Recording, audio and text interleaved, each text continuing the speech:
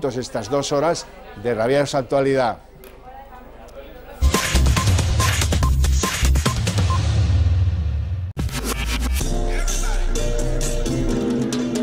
Now, everybody, do it.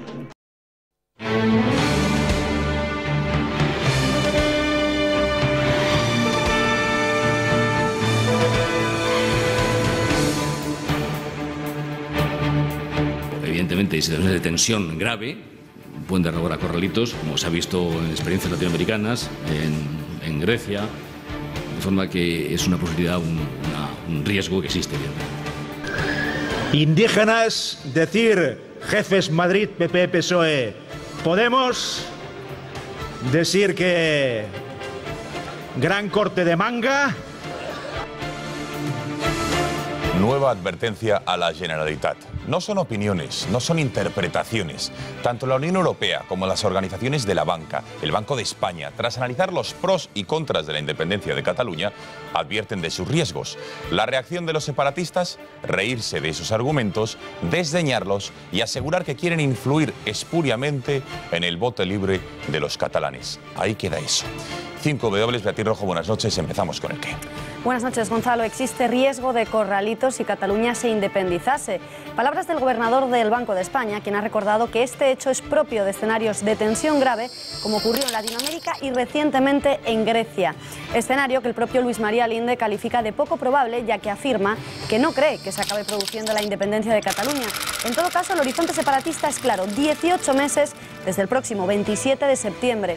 El Banco de España es el último de una serie de organismos internacionales que han advertido de las consecuencias de una ruptura Cataluña-España. La Comisión Europea, la Asociación Española de Banca, la Asociación Española de Cajas de Ahorro, el presidente del BBVA y hoy el de Telefónica. Todos han avanzado los riesgos de una proclamación unilateral de la independencia. Linde lo ha dejado claro: la salida de la Unión Europea implica de manera automática la salida del euro.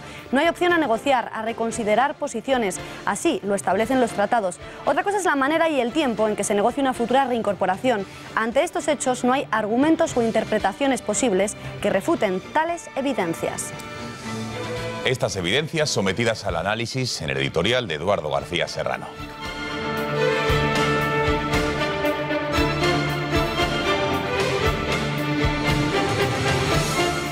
Buenas noches, Gonzalo, Beatriz. Al día siguiente de que Artur Mas hiciera una gracieta, para la que no está dotado, ya que su especialidad escénica es el drama, no la comedia, y le hablase a los catalanes como el jefe indio caballo loco, el gobernador del Banco de España y el presidente de la primera multinacional española, Telefónica, le han advertido hoy a Mas, como ya lo hicieran antes empresarios y banqueros, de las catastróficas consecuencias económicas que tendría para Cataluña cruzar el Rubicón de la independencia. Si Mas la declara, a los catalanes les espera el corralito financiero, con sus ahorros y moneda devaluados un 70%, mientras contemplan cómo los empresarios y los financieros abandonan Cataluña en busca de la prosperidad perdida en la estelada. Pero caballo loco no se lo cree. Esperemos que los catalanes sí se lo crean y le dejen solo danzando al Manitú del separatismo.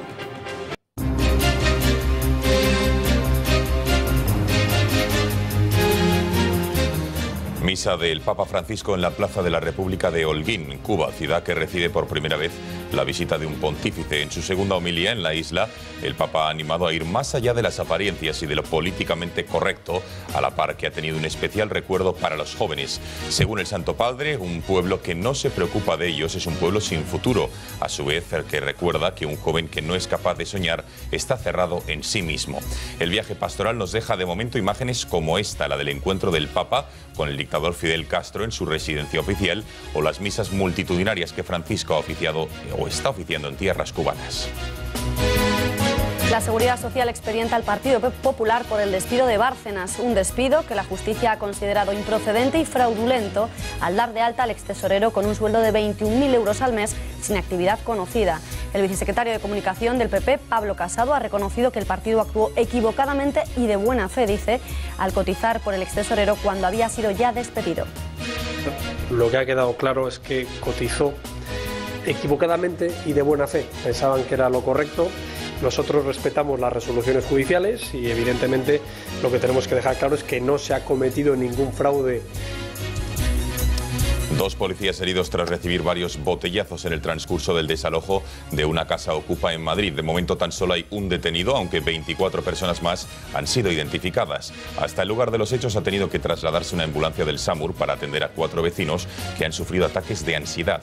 En su cuenta de Twitter, los ocupas del hogar Ramiro de Ledezma han lamentado la intervención policial, asegurando que proporcionan hogar y alimento a más de 100.000 refugiados y 30 españoles, dicen, se quedan sin hogar. Polémica a cuenta de un cerdo y del primer ministro británico. Lo que en las redes sociales ya se conoce como el Piggate es el resultado de un malentendido a raíz de una biografía no autorizada de David Cameron, que asegura que el premier británico habría colocado sus genitales en la boca de un cerdo muerto como parte de la ceremonia de acceso a una hermandad universitaria. Desde Downing Street han rechazado hacer cualquier clase de declaración. Y en los deportes, Juan Manuel Pérez Noya, buenas noches. ¿Qué tal? Buenas noches. Bueno, ya tenemos una nueva medalla, apabullante victoria ayer en el Eurobásquet, ¿eh? Y seguimos de celebración, Gonzalo, porque efectivamente apabullante victoria 80-63 ante la selección de Lituania. Los bálticos no fueron rivales ante los españoles, que como estamos viendo justo ahora en pantalla, levantaron la copa, ese Eurobásquet, ese octavo título en apenas 12 años. En el tiempo de deportes sabremos más de esta victoria, sabremos más de la celebración de la selección española y ojo, porque os anunciaremos un fichaje estrella para el equipo de Punto Pelota.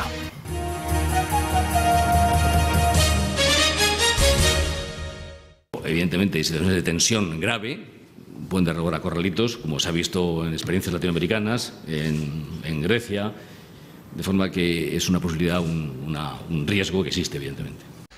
Nuevo aviso de los líderes políticos independentistas sobre lo que supondría una hipotética separación de Cataluña del resto de España. El gobernador del Banco de España habla del hipotético corralito. Por su parte, el presidente de Telefónica, una de las empresas más importantes del país y del mundo, asegura que lo mejor para Cataluña es permanecer unida. Los efectos económicos de una supuesta independencia que no se va a dar son súper negativos, ¿eh?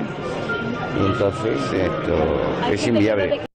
Las palabras del INDE han sido acogidas con indignación por parte del presidente catalán. Artur Mas ha calificado de indecentes las palabras del gobernador del Banco de España.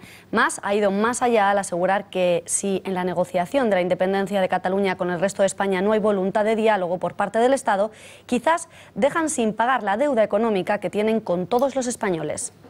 Son las mismas que utilizan los candidatos del Partido Popular y forman parte de la estrategia del miedo.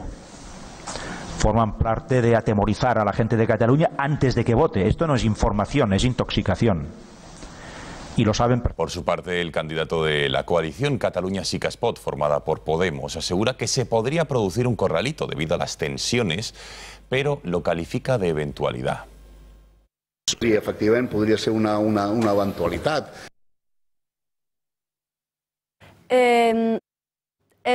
Bueno, hemos escuchado, nos hemos referido a ello hace unos instantes, varios presidentes y organizaciones internacionales han criticado esa posible independencia de Cataluña. La prensa internacional también ha sido muy contundente. El prestigioso Financial Times ha pedido a los independentistas que sean más honestos con los catalanes sobre los costes de la ruptura.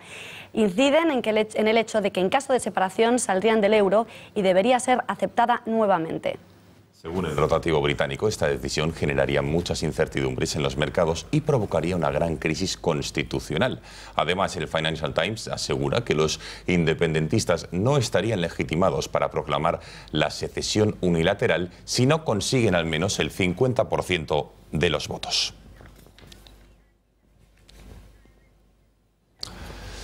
Para analizar las constantes reflexiones y avisos que diversos organismos están lanzando a los independentistas sobre lo que supondría para Cataluña una hipotética independencia, contamos con la presencia del economista, el señor Pampillón, profesor del Instituto de Empresa. Señor Pampillón, muy buenas noches. Señor Pampillón, muy buenas noches. Hola, buenas noches. Da la sensación que por cada advertencia que la Unión Europea... Tenemos problemas con esa conexión, parece ser que ya con un cierto eco y retraso. Vamos a seguir analizando más asuntos del tema de Cataluña y su relación con el resto de España. Porque quien ha vuelto a hablar con rotundidad ha sido el exministro y expresidente del Parlamento Europeo, Josep Borrell, quien ha asegurado que en Cataluña se vive una espiral de silencio donde no se escuchan las voces disidentes, sino que se acallan. En Cataluña se vive una espiral del silencio.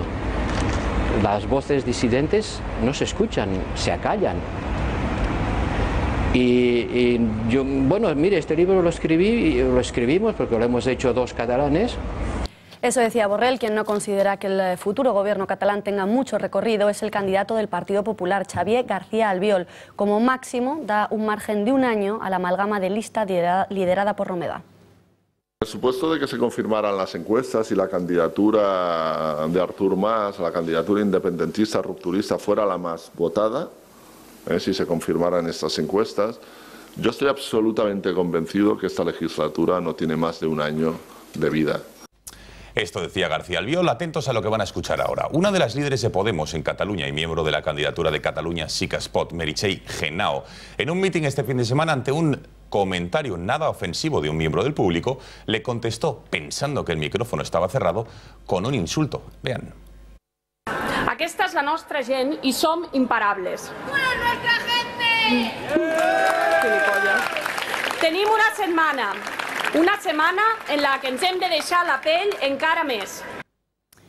Eduardo, desde Podemos utilizan los derechos de la gente, sus sufrimientos, sus anhelos, sus filias hasta en la sopa. Y a la primera de cambio, ante una muestra de fervor de uno de sus votantes, les insultan, no se entiende nada. Pues si la llega a ver abucheado, no te quiero contar cómo termina el mitin. Beatriz. Meritxell Genao, candidata de Podemos a las autonómicas plebiscitarias de Cataluña, tiene un elevado concepto de sus votantes. Cuando la aplauden y la jalean, les llama gilipollas. Si la hubieran abucheado, el mitin habría acabado como el Rosario de la Aurora. Pues menuda es Meritxell, que devuelve el aplauso con el insulto y la caricia popular con la bofetada dialéctica. Imaginamos que la pobre gilipollas, así bautizada por Meritxell Genao, cambiará el sentido de su voto en las elecciones, aunque solo sea para no darle la razón a Meritxell.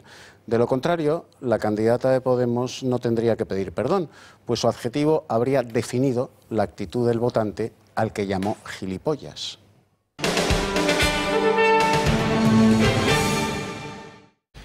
El Partido Socialista ganaría las próximas elecciones generales con un 24,6% de los votos, es lo que asegura la última encuesta realizada por Metroscopia, que coloca a poco más de un punto a los populares. Estos se situarían como segunda fuerza con el 23,4% de los sufragios, 21 puntos menos de lo que obtuvieron en 2011. Aún así, el bipartidismo sumaría el 48% de los votos, el mejor dato desde la encuesta del último año. En tercera posición se sitúa la formación liderada por Pablo Iglesias, con el 18% de los respaldos en las urnas, seguido muy de cerca por Ciudadanos, que con solo 2 puntos menos se colocaría como cuarta fuerza política del país. A mucha distancia aparece Izquierda Unida, que solo conseguiría el 5% de los sufragios. Polémica por un libro de primaria que elogia la figura de Esperanza Aguirre y la equipara en términos de importancia histórica con la Guerra Civil Española o con la Guerra de Independencia. En el texto de sexto de primaria se celebra el éxito electoral sin precedentes, dicen, de la que fuera presidenta de la Comunidad de Madrid y la construcción de hospitales y colegios durante su mandato.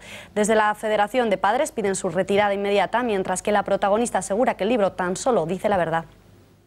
Yo lo que he escuchado es que hay algún texto que dice que Esperanza Aguirre puso en marcha el bilingüismo en la enseñanza.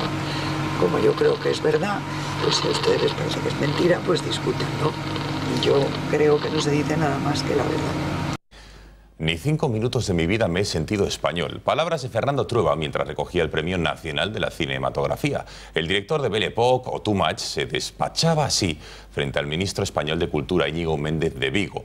No se quedaron ahí las declaraciones del cineasta. Trueba reconocía tener un verdadero conflicto con la palabra nacional, al tiempo que manifestaba que su palabra favorita del diccionario es desertar. La verdad es que yo nunca me he sentido español. Nunca, en mi vida, jamás, ni 5 minutos de mi vida me he sentido español. En los mundiales siempre iba con las selecciones de otros países. Eduardo, ¿ha hecho bien Fernando Trueba al aceptar el premio o debería haber declinado? Hombre, los gorrones siempre hacen bien en aceptar algo que no merecen. Millones de españoles a partir de ahora no perderán ni 5 minutos haciendo cola en taquilla para ver una película de Trueba.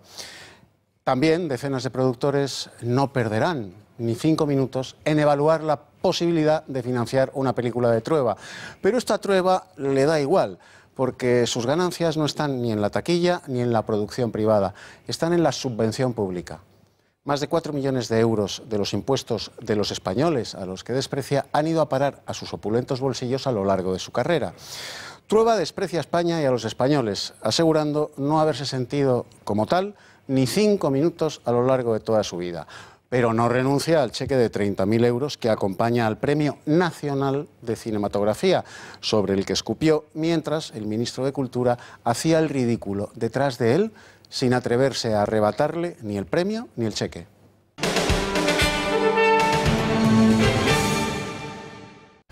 Abrimos página internacional. Clara victoria de Alexis Tsipras y de su formación Syriza en Grecia después del tercer rescate con los acreedores europeos y la ruptura a trizas de su partido. Syriza lograba anoche el 35,5% de los votos, mientras que los conservadores de Nueva Democracia se situaban en torno al 28%. La ultraderecha revalidó su tercer puesto con un leve aumento de apoyos, mientras que la escisión de Syriza quedó fuera del Parlamento. Tsipras, que logró una clara mayoría con más del 90% de los votos escrutados, reeditará su coalición de gobierno con la derecha nacionalista de Griegos Independientes. En sus primeras palabras, tras conocerse el resultado, el vencedor agradeció a los ciudadanos que le hayan dado un mandato claro para 4 años más, al tiempo que afirmaba que las elecciones celebradas ayer lanzan un claro mensaje a Europa de que Grecia es sinónimo de lucha y dignidad. Ecos en Bruselas. El presidente del Ejecutivo Comunitario, Jean-Claude Juncker, ha felicitado ya por carta al primer ministro heleno por su victoria en las elecciones y espera conversar con él a lo largo de los próximos días para trasladarle su disposición a ayudar en la rápida puesta en marcha de los ajustes acordados en el tercer rescate, porque según Juncker no hay tiempo que perder. Por su parte, el presidente del Parlamento Europeo, Martin Schulz, ha asegurado este lunes que no puede entender que Tsipras haya decidido repetir la coalición para gobernar con un partido que dice que es populista y de extrema derecha.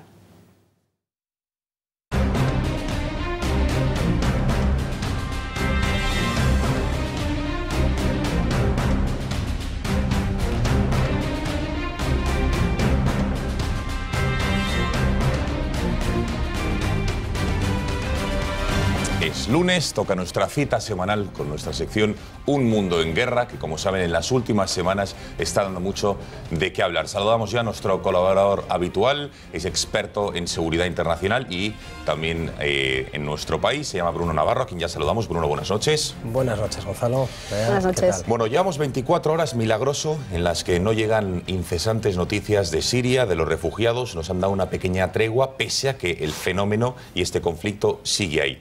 Vamos a la raíz del asunto. Por ello vamos a intentar ir a la raíz y explicar qué ocurría, porque en el año 2011 estalló una guerra en Siria. Así que cuéntenos cuál era la situación antes de ese año, de 2011, y qué pasó para que se desatase el conflicto. Vale, pues en el año 2011, cuando comienza lo que es una guerra civil en Siria, lo que tenemos es un país con una mayoría de árabes, es un país árabe por lo tanto, con un 90% de árabes, muy parecido por lo tanto a lo que veíamos la semana pasada en Irak. También hay un 9% de kurdos, muy parecido a lo que veíamos en Irak.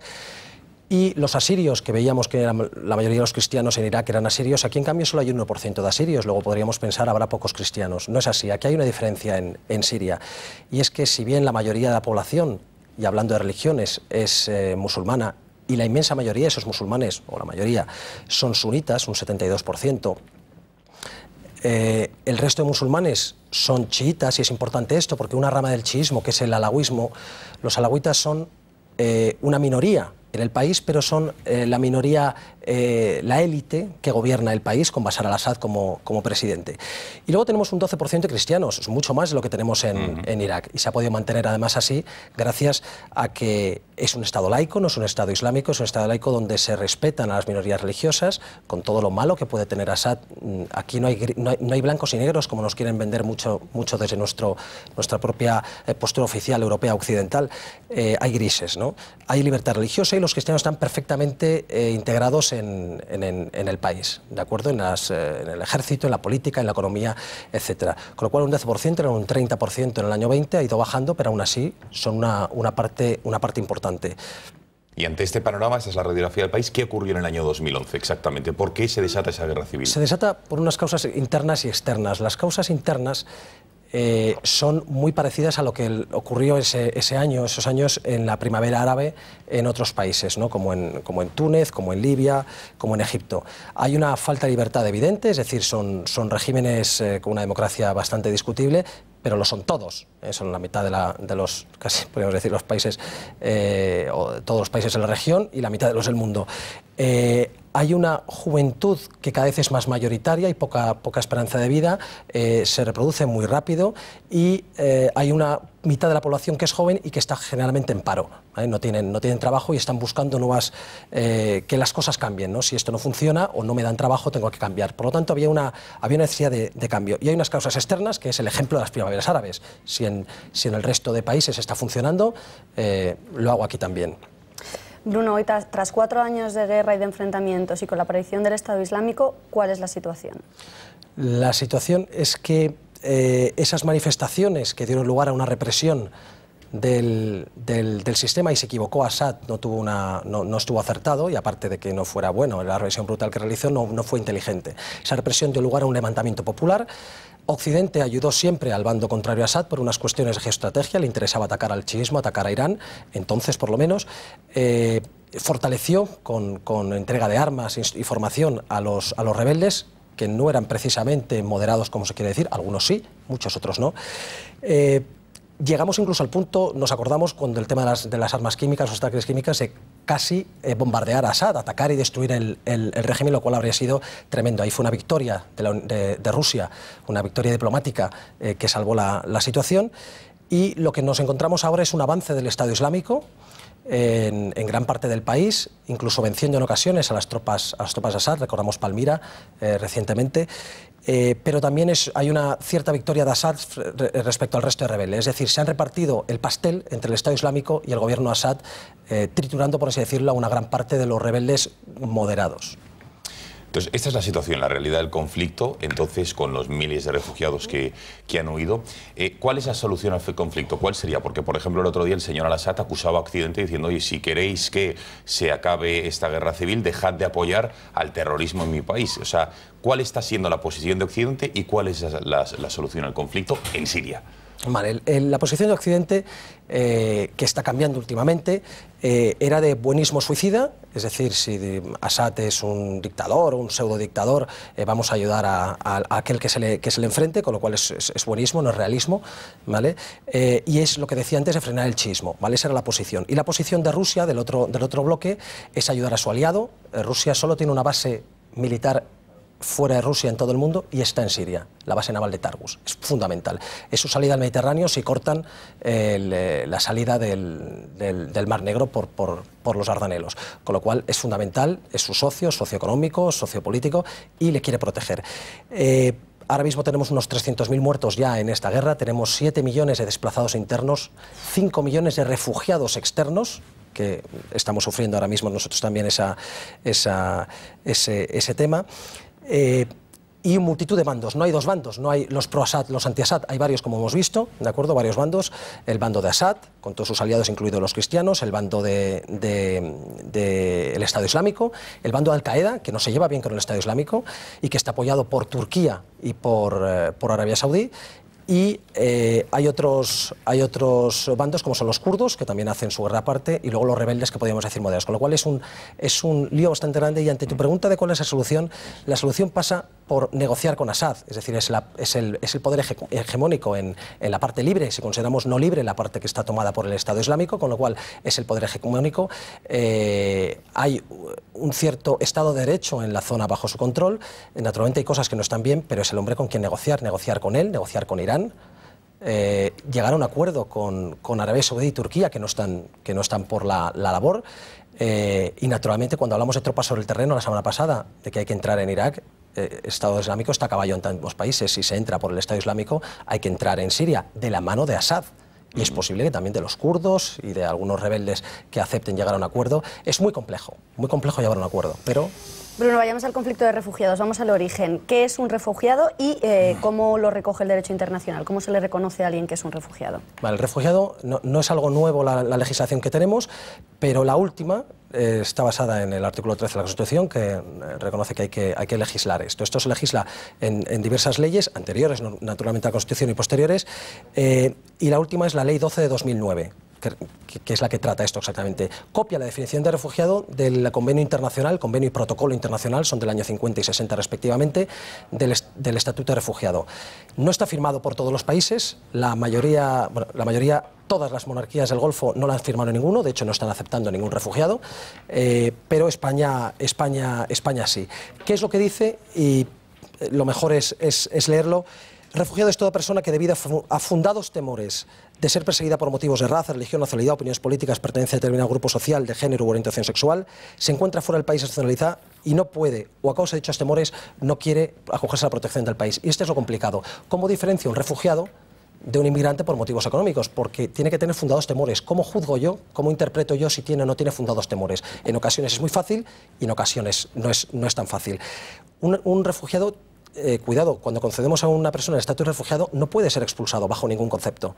Puede ser reubicado en su país cuando el problema se arregle, cosa que muchas veces no ocurre nunca. En otras ocasiones habrá que absorberlo el país propio y en otras reubicarlo en un tercer país. Y luego, aparte del refugiado, cuidado, por ejemplo, hablando de Siria, tenemos 5 millones de refugiados, muchos de los cuales quieren venir aquí, pero tenemos 7 millones de desplazados. Si no solucionamos el conflicto y el Estado Islámico sigue avanzando, esos 7 millones de desplazados internos se van a convertir en refugiados externos que también van a venir. Queda claro. Señor Navarro, muchísimas gracias por haber estado aquí un lunes más de los refugiados, porque seguro que la crisis va a seguir dando de qué hablar. Podemos charlar tranquilamente en próximas secciones, próximos lunes. Gracias y buenas noches. Pues eso haremos. Muchas gracias a vosotros.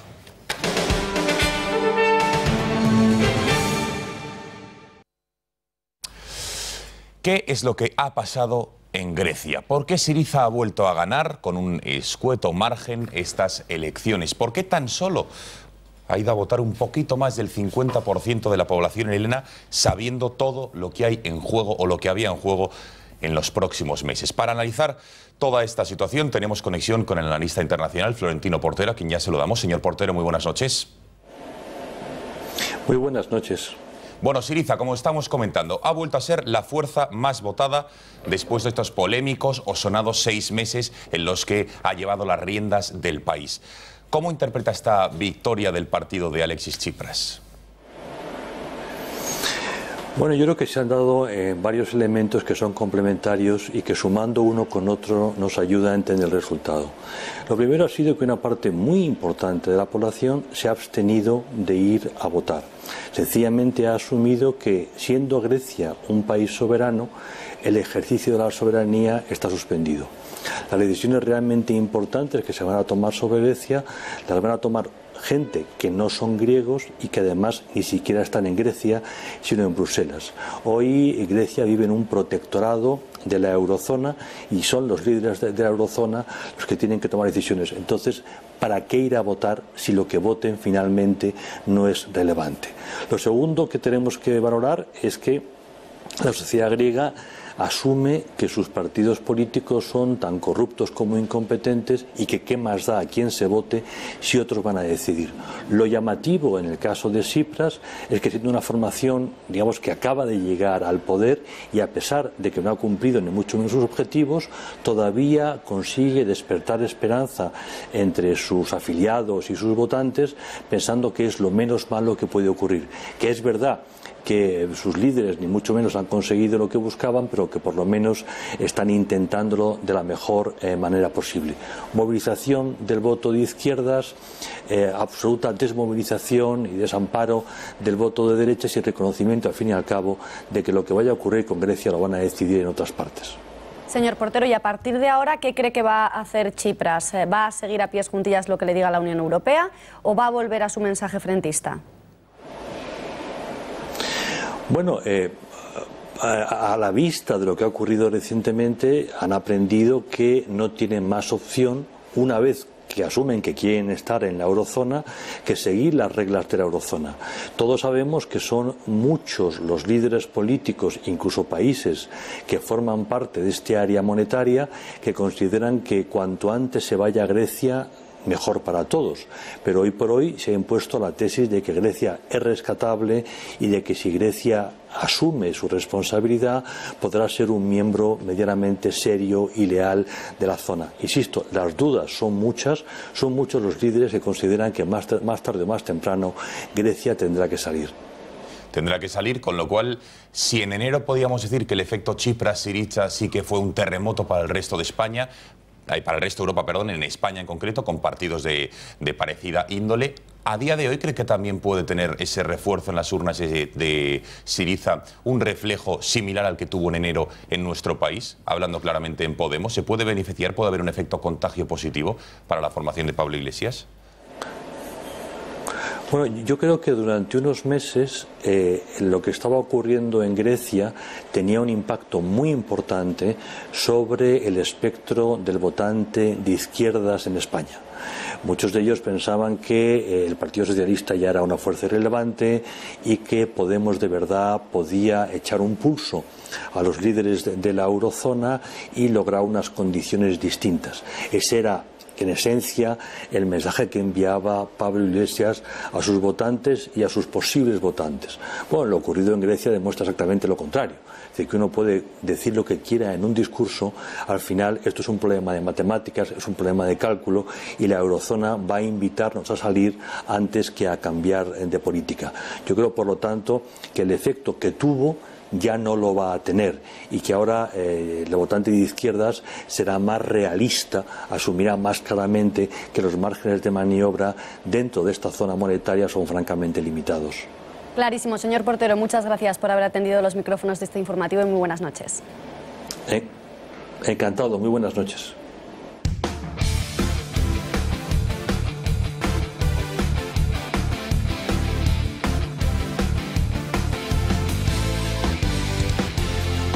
Juan Manuel, buenas noches de nuevo. Buenas noches. Una apabullante victoria de la selección española en el baloncesto y hoy celebración por todo lo alto, ¿no? Sí, baño de masas más que merecido.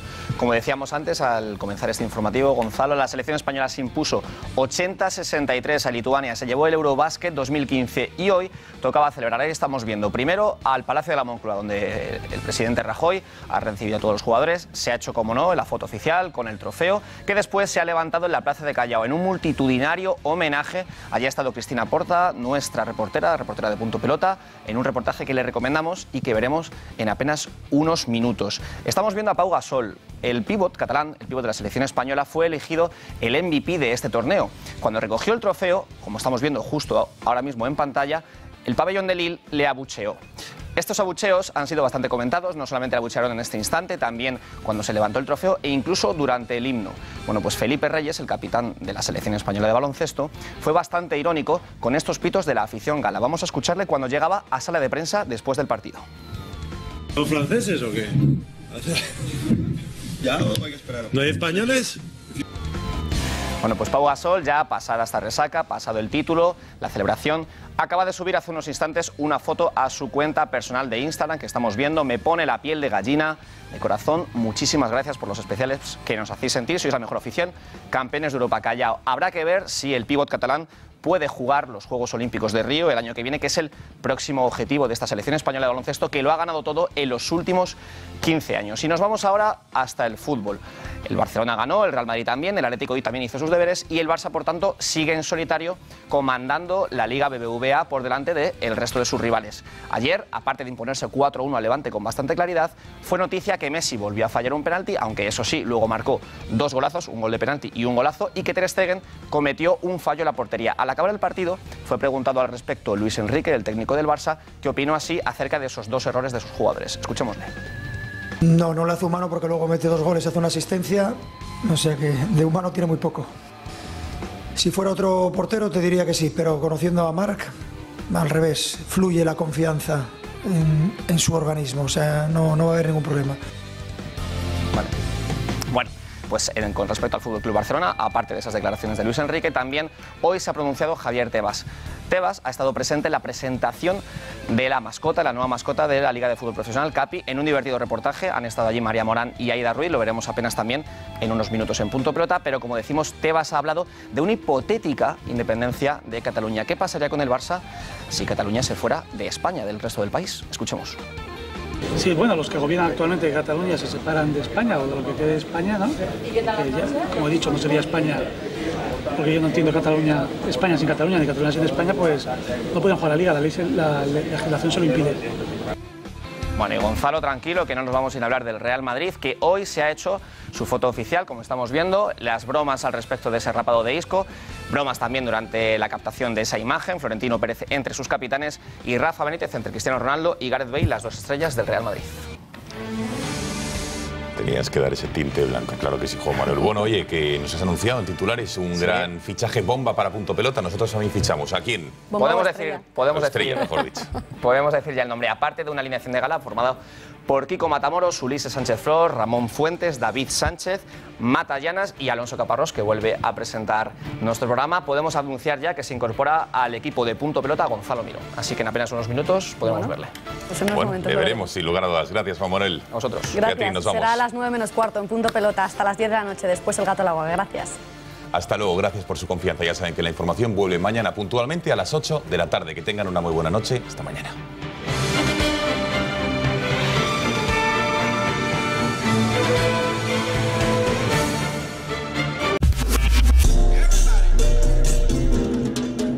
Now, everybody. Dar el máximo de nosotros mismos nos hace mejores. No hay una victoria que sea definitiva, ni tampoco una derrota. Hay que seguir luchando. CaixaBank, con el deporte siempre. Patrocinador oficial de la selección española de baloncesto. Me llamo Belén y mi charcutería es mi segunda casa. Y de una casa a otra me llevo lo que me gusta. Hoy, un jamón cocido que nos encanta por su sabor. Es natural, artesano. Mis clientes que lo prueban, repiten. Jamón al natural artesano. Lo natural es que te guste. El Pozo, contigo de principio a fin. Queremos estar al lado de nuestros clientes y escucharles siempre. En Gas Natural Fenosa creemos que esto para ti es bla, bla, bla. Porque los clientes ya no quieren palabras, quieren respuestas. Por eso, si no estás conforme con la lectura facturada, te devolvemos el dinero hasta resolverlo. Gas Natural Fenosa, hecho y dicho. Intereconomía acompaña al Papa Francisco en su histórico viaje a Cuba y Estados Unidos. Desde el sábado 19 hasta el domingo 27 de septiembre, no se pierdan los actos más importantes del Santo Padre en Intereconomía Televisión.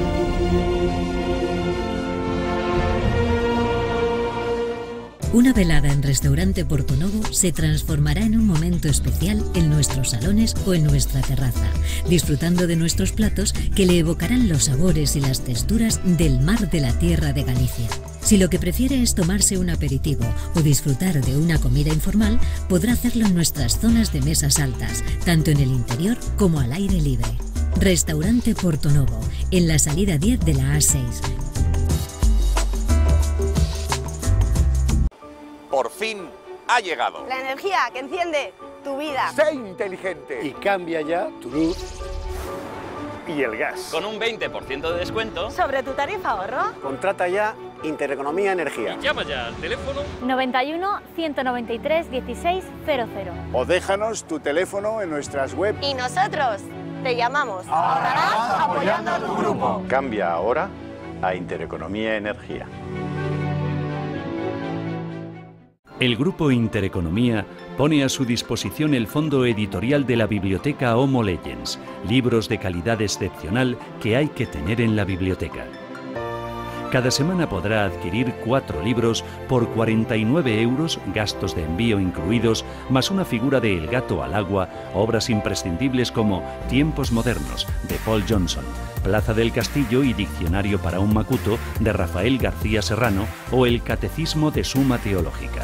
Para solicitar la oferta, puede enviar un mensaje con su dirección postal y datos de contacto a propuestas@intereconomía.com o llamar al Club de Amigos de Intereconomía 91 616 24 64 y recibirá su pedido en su casa contra reembolso. Conozca los libros de oferta cada semana en las distintas ediciones de la redacción abierta de Intereconomía. No desaproveche esta oportunidad de completar su biblioteca y compartir con su familia grandes obras de la literatura y el pensamiento universal.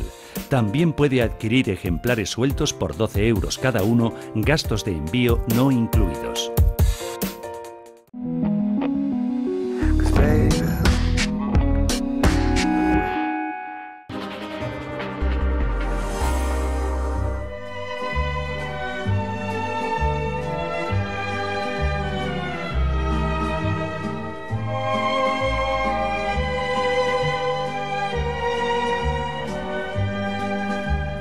Claudia Josephine Rose Cardinale nació el 15 de abril de 1938 en La Goleta, capital tunecina, cuando Túnez era un protectorado francés. Ganar un concurso de belleza en su localidad natal le abrió las puertas del mundo del cine. Los desconocidos de siempre fue una de sus primeras películas en las que compartía cartel con Vittorio Gassman y Marcello Mastroianni.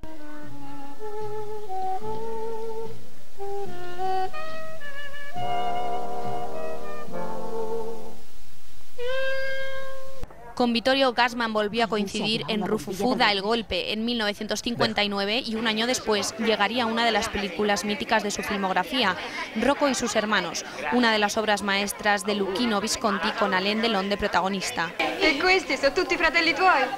Questo è Luca. Ciao. Simone, questa è la mia fidanzata. Buonasera. Rocco. Buonasera. E Cira. Buonasera.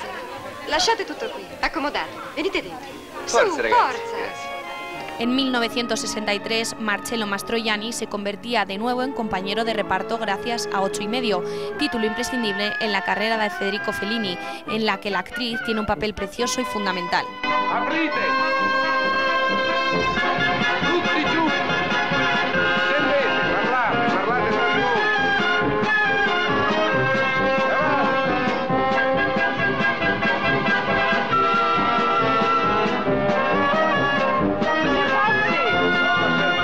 Y después otra obra maestra, El gato pardo.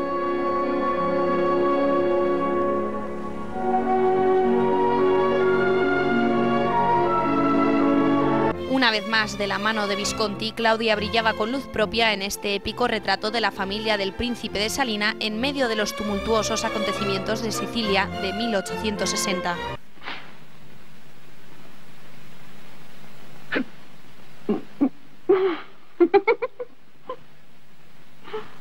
También hizo incursiones en el cine norteamericano, Caso de la Pantera Rosa, legendaria comedia dirigida por Blake Edwards, Los Profesionales con Burt Lancaster o No hagan olas con Tony Curtis. Laura, será mejor que vengas y me presentes a tu invitado.